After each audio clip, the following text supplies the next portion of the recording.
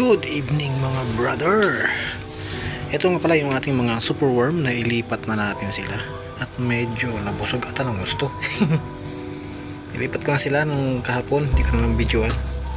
Bali sa ngayon magpaparami na lang tayo ulit ng ating mga dark beetle. Yung mga superworm na malalaki. Ilalagay na natin hindi sila rito unti para kahit pa paano magkaroon tayo ng panibagong batch, second batch ng ating itong mga beetle, kasi naparami na natin sila ang mga superworm natin. So ngayon it's about time naman na tayo ay kainin ito. Laki ay kainin natin sa dyan.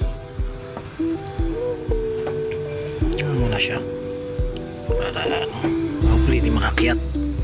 Mga malalaki lang, malit pa yan, mga malalaki. Ngayon natin dyan dahil tayo ay magpaparami na ng ating mga alaga. Sa gayon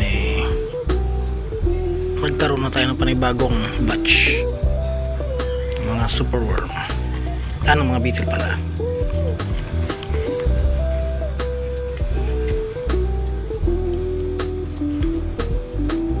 Maliliit pa yung iba Piliin natin yung malalaki. Kanya malalaki, diba? Si malaki ito. Diyan ka, malaki ka sorry ka.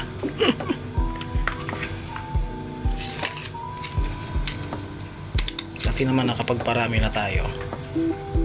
Ngayon ulit magparami tayo ulit. Nag-start tayo sa 25 pieces. Ngayon ganyan na sila karami. The more na marami tayong beetle, the more na mabilis dumami ang ating mga superworm. Yan. May beetle pa rin itong dalawang natira. Ano pa rin itong dalawang natirang beetle? Ayun yung isa malapit na rin mamatayan. Nakatihaya na. Dito galing yung mga yan. Dito yan. Nagbaka sakali ako baka meron pang itlog dito, baka dumami, kaya hindi ko muna tinapon. Kaya kasi may itlog sila. Malalaman lang natin yan pag may gumalaw-galaw na ulit dyan, diba? Lagyan naman natin yan. Kaya sa ngayon naman tayo mag-focus pagpaparami ulit ng ating mga batch ng mga beetle. Laki laba na unti-untiin na natin sila ulit magparami. Sa gayon laki ka na ba? Ano tayo malalaki? Ito dyan ka.